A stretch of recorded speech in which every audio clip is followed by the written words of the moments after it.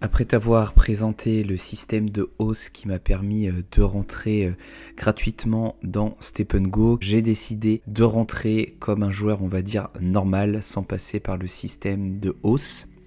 Et du coup, je vais te présenter un petit peu mon setup pour ce début d'aventure dans Step & Go. Mais avant tout ça, j'offre 10 gift bags aux 10 premiers qui les utiliseront, qui va te permettre déjà d'accéder à l'application car il te faut un code pour y rentrer.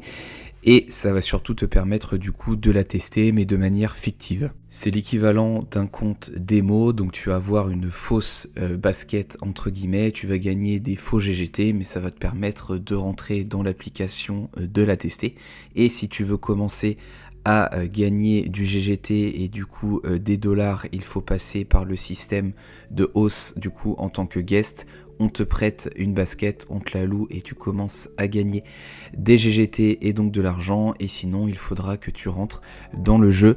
Il faut minimum à court terme 2 paires pour rentrer dans le jeu. Une que tu vas burn pour avoir des énergies et la seconde qui va te servir à marcher. Mais rapidement, il va te falloir une 3e paire afin de réaliser des mints, car tu as des énergies en brûlant des chaussures, donc il faut soit que tu les achètes, soit que tu les mintes pour les avoir. Et aujourd'hui, le mint est rentable.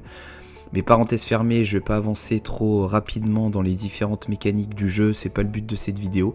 Le but de cette vidéo est de te montrer un petit peu qu'est-ce que j'ai entre les mains aujourd'hui et qu'est-ce que je compte faire à court, voire moyen terme. Grâce à mon statut de FSL champion, j'ai pu avoir 2 paires offert par la team. Donc à l'écran tu vois la paire qui m'avait été prêtée pendant que j'étais en train de faire mon hausse en tant que guest avant de rentrer vraiment dans l'application.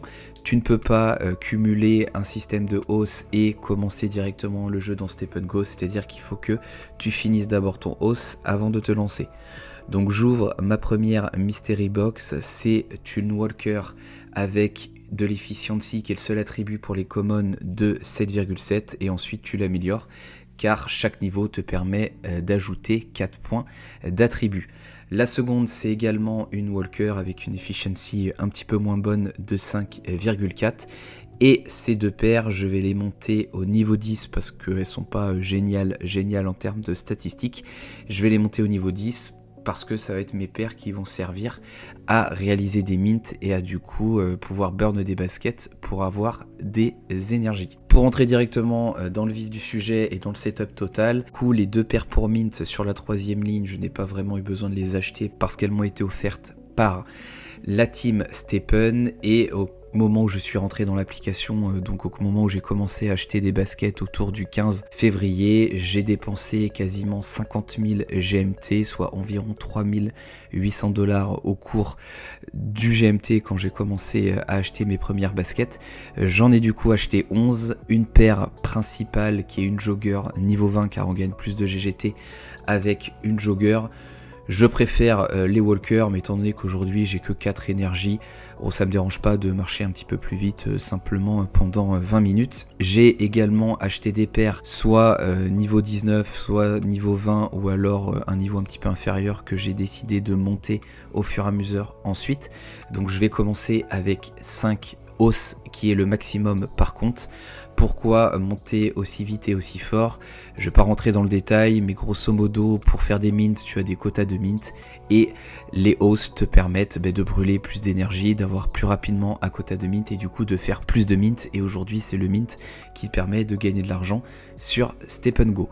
Et ensuite, j'ai acheté 5 paires au floor price que j'ai burn. Aujourd'hui, une common te donne 90 énergies, donc 5 uncommon m'ont donné 450 énergies, qui va me permettre de tenir 2, 3, peut-être 4 semaines, si je dis pas de bêtises, j'ai pu faire les calculs, parce que certes, moi je vais dépenser 4 énergies par jour, mais mes guests vont aussi dépenser 4 énergies par jour chacun, donc x5, ça fait 24 énergies burn en tout et par jour. Donc sur la marketplace, quand je me suis lancé, j'ai décidé de me faire aider de Chris, que j'avais interviewé dans l'épisode 54. Il joue à Step Go depuis plusieurs mois. Je bénéficie du coup de son expérience et aussi, comme il avait expliqué dans le podcast, il a des équipes qui marchent pour lui. Il a une petite entreprise avec Stepen et ce qui fait que moi, je n'ai même pas besoin de rechercher de locataires et de les gérer car il a déjà son équipe et moi, je lui verse une commission lorsque la fin du host se termine.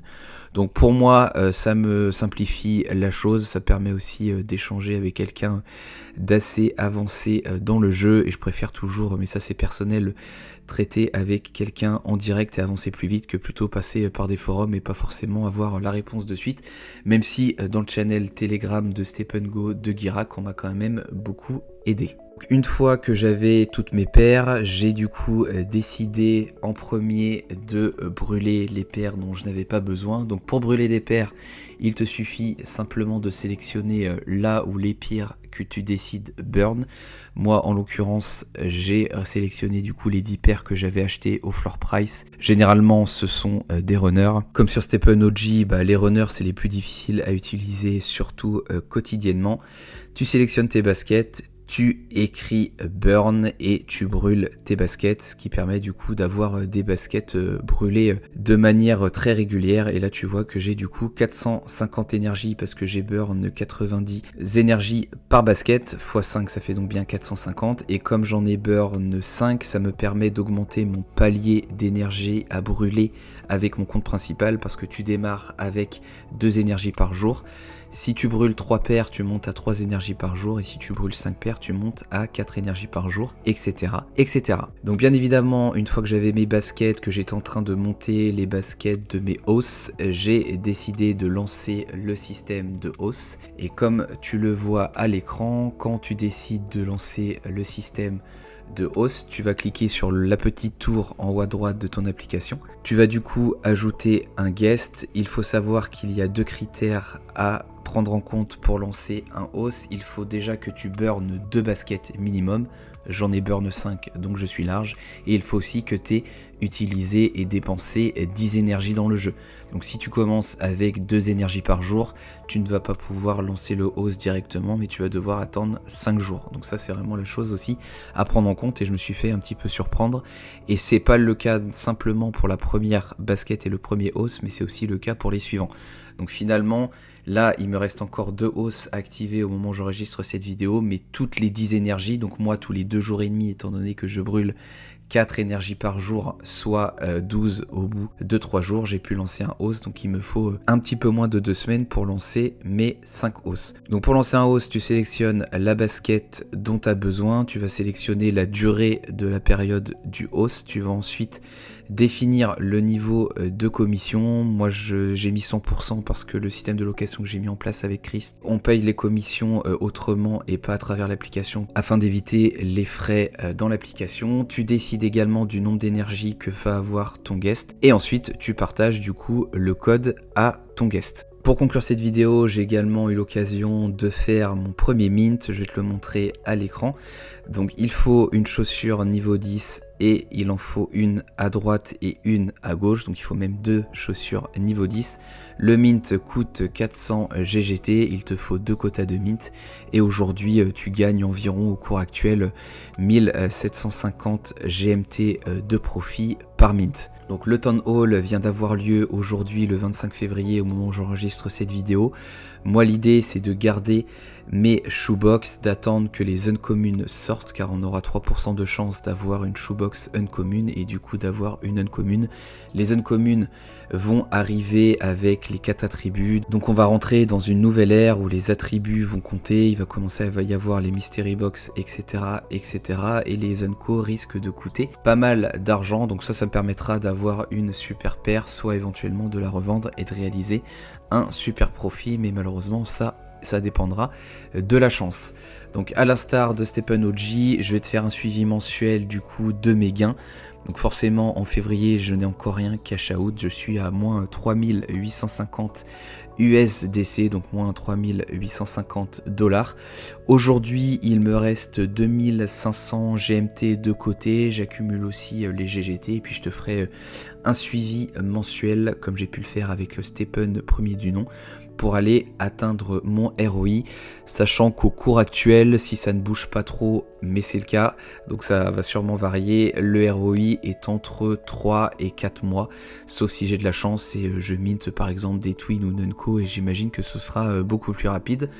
Donc mon but c'est de faire mon ROI le plus vite possible et puis après on verra ce qu'il se passe, mais je vais quand même faire attention.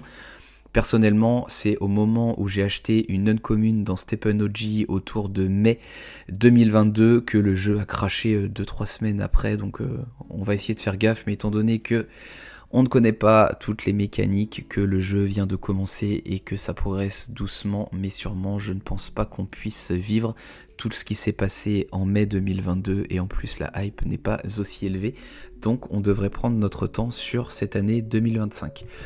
N'hésite pas à utiliser les codes que j'ai mis du coup dans la description, il y en a 10, si jamais ils sont tous pris et tu en as besoin d'un autre, n'hésite pas à me contacter en message privé sur Twitter, je pourrais peut-être faire quelque chose pour toi et on se retrouvera sur des prochaines vidéos Stephen Go où je reviendrai un peu plus en détail sur les mécaniques pour que tu comprennes un peu plus comment ça marche, mais contrairement à ce que je pensais, c'est pas forcément plus compliqué que Stephen OG, ce sont surtout des mécaniques différentes, car si tu rentres sur Stephen Go aujourd'hui, je pense pas que ce soit beaucoup plus compliqué que si tu rentres sur Stephen OG aujourd'hui en ne connaissant rien, où tu as tous les attributs à prendre en compte, les différentes stratégies, Mystery Box, GST, GMT, les différentes blockchains.